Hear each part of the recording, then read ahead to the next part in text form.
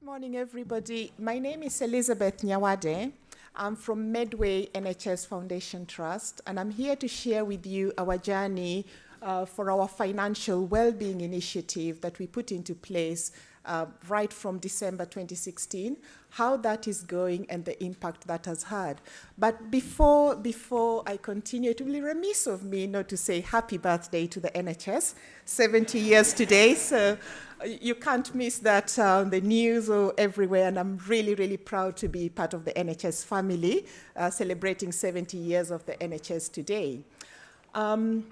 I brought a little bag. Tom, can I just have that bag, please? When I walked to my local railway station today, they were handing out these beautiful well-being initiative bags, a bottle of water, and an orange. And that just reminded me how conscious we are today as a society of our own well-being, especially our physical well-being. It is absolutely everywhere you look. But what is not always visible is that the other side, the mental well-being that, looking at us here today, you can't tell who is perhaps mentally, stressed or who has worries that we cannot visibly see. There's always that other side of our well-being that is hidden to us, most of us, and part of that is what I'm going to share with you today about our financial well-being initiative at Medway NHS Foundation Trust. So our theme running through this is just why wouldn't you do this? Just why wouldn't you put this excellent initiative in place for our own staff? So just to give you a bit of context, in 2013, Medway NHS Foundation Trust was put into special measures. That's usually a marker to say things are not going very well in that organization. We need to do better from our staff, our monies, the care quality we give to the patients we serve in our local community. And so from a money point of view, it was not great. Our staff were not really engaged. We had high turnover, and there was really no focus across the organization on the well-being. Everybody was eyeing the money and also the care quality to our patients. So we looked at our strategic objectives within the organization, and a key one for us was the people element of it. In any organization, you're looking at your people who drive everything you do across the organization. So most organizations will have something about the staff who work there, and for us it was about making sure our recruitment is great, making sure we've got engagement, the talent management, all those things that go with a people strategy across many organizations. So we started looking at, we took a survey, talked to people across the organization, and some of you who are fairly familiar with the NHS remuneration package, it flows from band 1 to sort of band 9, with band 1 being your lowest paid employees across the organization. Now to put that into context, these are people who take home about 15K in a year. So we thought about this group of people, and we had 400 of them across the organization out of a population of about 4,600 staff. We thought the best thing to do is to listen to them to see what can we best do to engage not only that group of people, but all employees across the organization. So we thought about partnering with the best. We're also going to talk to you about the ongoing support we have in place and how we have evaluated this initiative that we have across the organization. So that just gives you a bit of context in terms of the size of the organization, and they are the 400 staff I mentioned who are all at this band 1 salary, which is about 15,000 per annum. Now, take your tax off that, and your take-home pay drops down to something like maybe £1,023 a month. And if you look at our geography, Medway is one of those fairly deprived areas across the UK, with about 1 in 5 children living in poverty. And that's also the area where we get most of our employees from, because we are one of the big employers across the in that geography area. So in November 2016, the leaders of the organization, and in particular our NHS director at the time, James Devine, decided to take a paper to the board to address this issue of having about 400 staff who are on the Band 1 pay, the impact that was having across on our retention, on our sort of presenteeism at work. We thought it was something we needed to address, having listened to staff in terms of what are their key issues, the key issues they're facing at work. So we took the paper to the board, and in November 2016, we put a moral case for the fact that it is really challenging to live on 15K in the local community, in that particular place, and still be present at work. And it was something that was well received by the board, mainly because we just articulated what living on £1,023 a month looks like in the day-to-day society. So think about that for a moment. I remember there were comments like, that £1,023 is perhaps how much I spend on just maybe buying alcohol throughout the year, or it's just the kind of money you spend on maybe leisurely activities. How many holidays does that buy you in a year? That's the kind of money some people are living on a day-to-day basis. So that was a really big one for us in terms of, addressing that, and given the pool of people we had in the organization, the 400 of them, that was a huge chunk of a group of staff in our organization. But what we also found was that this group of people, because they were very local to the organization, we had families in them. You had mothers, fathers, daughters, grandfathers, all working as part of that group, especially in our domestics, estates and facilities area. That's the area where we had most of these employees working in. So we realized that if we did something for this cohort, this group of people, our reputation as an organization was going to grow, but first and foremost, reducing sickness absence amongst this group and just stress-related absence amongst this group was something that was going to benefit our productivity as an organization. That was really, really key and important for us to address that bit.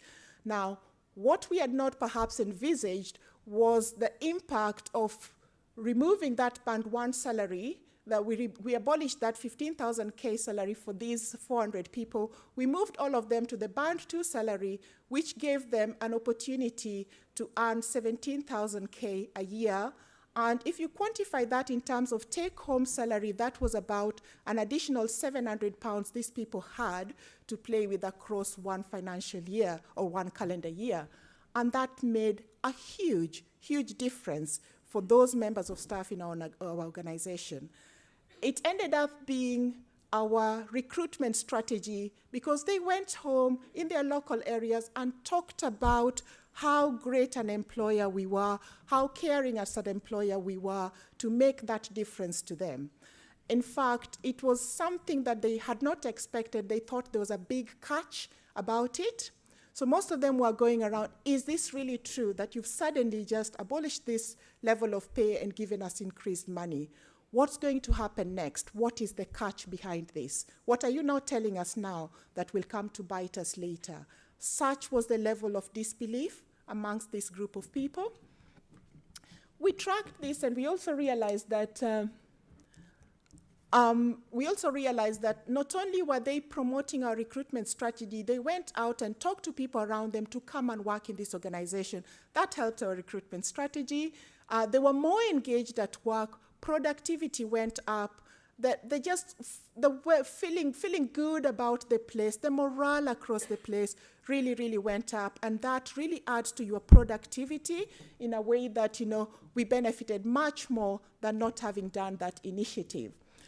So that was in 2016, December. Then we looked at ourselves as an employer and said, we are not specialists in the financial industry. We need to look around and partner with somebody who knows their gig here to come and add to this initial initiative that we had put into place. And that's how we partnered with Neyber in July 2017. We brought Neyber into the organization because of their expertise in the financial elements of things. So we set up an app for staff where they could go and tap into that financial expertise from Neyber that we didn't have. They could benefit from that advice from Neyber that we could not give them on all matters financial. And that alone added to that initial initiative that we had done in the organization from the point of view that it gave staff the privacy to go and talk about their financial elements that were worrying them, that mental wellness that we could not address as an NHS employer, the debt they had, because this is a key part of people's lives. It's the hidden part we don't see every day. But they had that opportunity to go and talk about how they could perhaps consolidate their debt, and perhaps how they could get better advice on what it is they need to do on financial matters. And that was just such a relief to the colleagues across the organization. I remember talking to one of the senior managers who said, do you know what, as a result of this, I have peace of mind. The relationship between me and my wife is better. As a man of the family, I feel I'm more in control now because he had just consolidated all his debt and he just used to have one payment coming off his salary directly go through the Neyber initiative. And the peace of mind and the discretionary effort you get from people like that is something you cannot quantify and share across board. It's just incredible. So those are some of the additional benefits we have seen as a result of partnering with Neyber, the financial experts who could do that alongside us for our employees. So on top of that, we run retirement seminars. We've got a staff app that people can tap into to get the advice they need. And also within our occupational health facilities, we've got private counseling rooms, which we didn't have before, where colleagues can talk about absolutely anything, including financial well-being, with our counselors. And to add to it, we thought it would be nice to train workplace listeners. Now, their role is to talk to colleagues right across the organization in terms of what's worrying you today and signpost people accordingly. And once people have developed that trust, once people believe you really, really care about them as an organization, lots of people open up. And we have seen so much traffic, so many of our colleagues tapping into the financial well-being initiative we have in place, and the associated benefits are just something I couldn't quantify and share with you guys. It's in listening to those stories and meeting the people who are benefiting from this that you realize how incredible such an initiative is to the workplace. So in terms of evaluation, we looked at the common one we do is an annual staff survey, widely renowned in the NHS. It's something we do once a year. And those are just some of the statistics already coming in from when we put this initiative in place.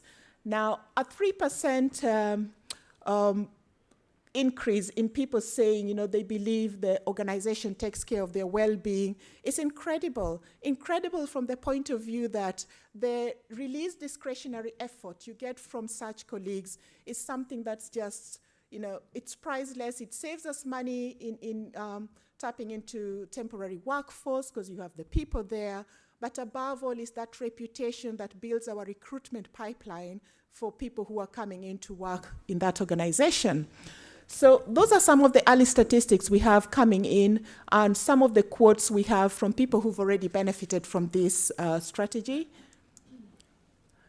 And that just really talks about our journey, where we started from and where we are today in terms of this well-being initiative, the financial strategy. It is something that many other NHS organizations, to date we have 8 other NHS organizations who've come to us to say, how did you do it? How did you present it to the board? How was this received at a time when money is crucial in the NHS? This had an impact in terms of increasing our pay bill. How did your board agree to something that was going to add to their pay bill at a time when money is everything?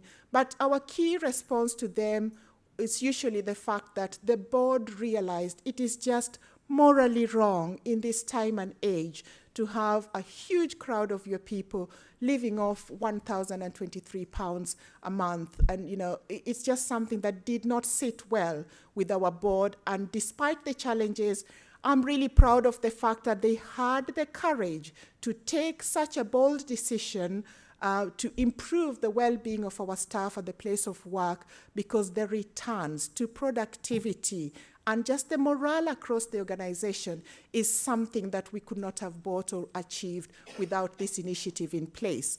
It is ongoing. The support we have by partnering from Neyber has also really helped, because as an NHS, we don't have that financial expertise. So we signpost them, and it is something that so many people turn around when they can to look at, especially our executive directors, to say, thank you guys, this has saved my marriage, this has saved my home, I am so much more at peace now, I can come to work knowing I'll get on with it, consolidated all my debts, or I have a plan now for the future in terms of my savings. It has just given so many people hope. And with that hope, we have increased productivity at the place of work. So that's sort of our journey and what we're experiencing. Early days, but so far we've seen significant results, and it's something we are proud to share and would encourage many organizations to take it up, just as a result of the benefits we are seeing to the place of work. Thank you. Any questions?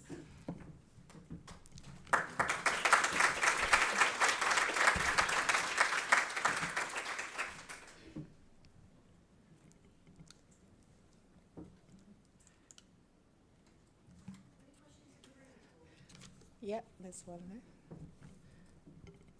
Hi.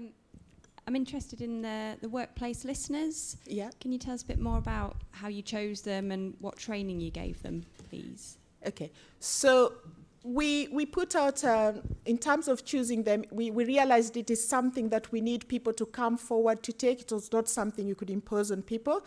So we advertised it across the organization to sort of say, this is the initiative, this is what we are thinking of doing. To be a workplace listener means you will be able to reach out to the different areas of the organization, be somebody who is approachable, willing to sit down and sort of listen to staff and bring the issues to the fore and signpost them accordingly. So it was very much in terms of who would like to take up this initiative, and the training we gave them was all in-house in terms of the key points you had to listening, be available, be prepared to sit and hear, all the things you do in terms of do the listening as opposed to the talking. And it's more about just listening and signposting accordingly to the different other setups we have within the organization to support staff. So it could be on anything. It could be on, personal worries. It could be on workplace related issues. It was really mainly to equip this group of people with the different avenues of support we have across the organization, educate them on those, and to also equip them on just spotting signs that could be sort of worrying signs amongst their colleagues. Maybe somebody who is a little quieter than they usually are. The occasional, how are you today? How are things for you? That type of approach is how sort of we train them to be out there on the lookout and to just signpost accordingly, really. So it's very much who would like to come forward. And we were inundated. We've got a total of about 42 workplace listeners across the different areas. We have doctors, consultants, we have, admin staff, we have porters who are all part of the workplace listening. Okay. Yeah, thank you.